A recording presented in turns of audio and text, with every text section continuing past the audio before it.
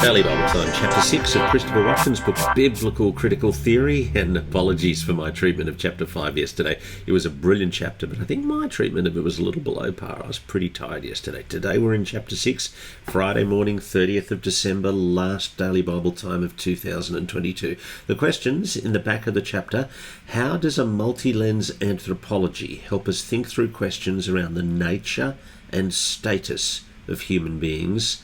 Why is the biblical asymmetry of good and evil such an important truth for Christian cultural critique?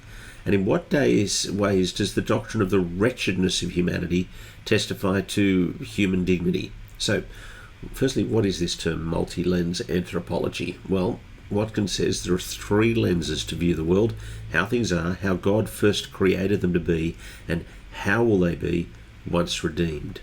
Now, he insists that human existence today, after Genesis 3, is neither original nor the standard for how things should be.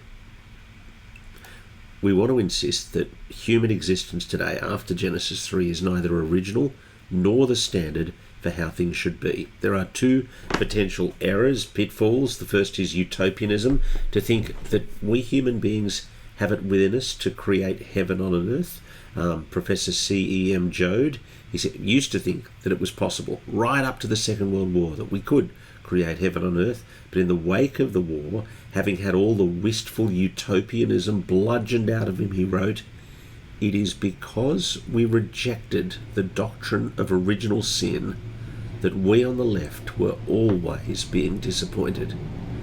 But if utopianism is a pitfall on one side, on the other side, the pitfall is pessimism or cynicism, to believe that everyone is bad and corrupt in every way at all times. And so Watkin says we should not be a pessimistic Eeyore or a utopian Tigger, neither a Cassandra nor a Pollyanna. And he has a summary paragraph here.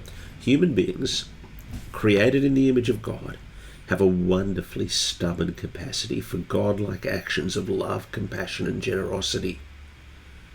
Human beings who have chosen the way of autonomy have an ever-renewed capacity for unreason and brutal violence.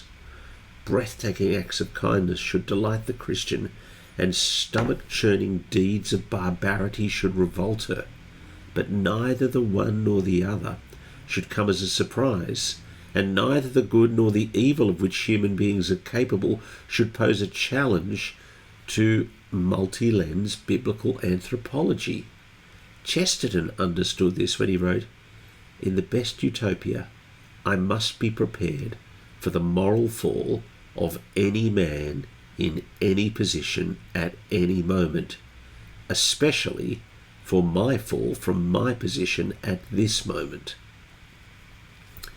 Watkin points out that secular philosophers who subscribe to the single lens framework can then be tempted to explain away the opposite. He names Spinoza, but also Descartes and Pangloss, and then he shows how this looks today. He says, dressed in 21st century garb, the single lens view can be discerned in the normative defiance of Lady Gaga's song Born This Way, to which a multi-lens biblical reply is yes, but it doesn't necessarily follow that I was born for this way. Gaga's lyrics are penned by a modern-day Pangloss. So how should we think as Christians? Well, here's the paragraph that Watkin writes. The Christian should not tread some imaginary, safe, manicured, bourgeois path between pessimism and utopianism, taking careful to fall for neither. In fact, the Christian is both more pessimistic than the pessimist and more utopian than the utopian. She's more pessimistic than the pessimist because she recognized that the sin in the heart of the human problem cannot be expunged by any education, social reform, or cash injection, or medical intervention. She's more utopian than the utopian because she believes in the radical transformation of the human heart, begun in this life, completed in the next. She has a dream. She believes in a reality without mourning, crying, and pain. Yes, a reality without death, where every tear will be wiped from the eyes of those who belong to Christ. Her multi-lens biblical anthropology gives her a sober optimism, a realistic romanticism, a critical idealism. The multi-lens approach is not only an important biblical perspective on anthropology, I'm just reading Watkin here, it also provides a way to understand all aspects of culture post the fall. Work is a good example. A biblical understanding of work will take into account at least two important realities. One, the original command to humanity to fill the earth and subdue it, that was God's good creation intention before the fall. And two, it's now by the sweat of your brow that the earth is made to sustain human life and culture. Work in this life will not bring the meaning and unadulterated opportunity to flourish that utopians might crave, but neither will it be hell in itself. Some jobs are better than others. Some are made much worse by human sinfulness. Some are quite pleasant most of the time, but none of them are pure delight, and none of them are unalloyed wretchedness. Second big chapter heading in this chapter is the asymmetry of good and evil. And really, in this section, Watkin wants to make the point that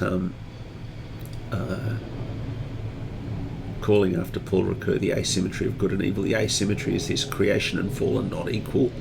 Goodness precedes, exceeds, and succeeds sin. Evil, argues C.S. Lewis, is a parasitic, not an original, and our world has the appearance of a caricature or a distorted image that nevertheless embodies certain recognisable features.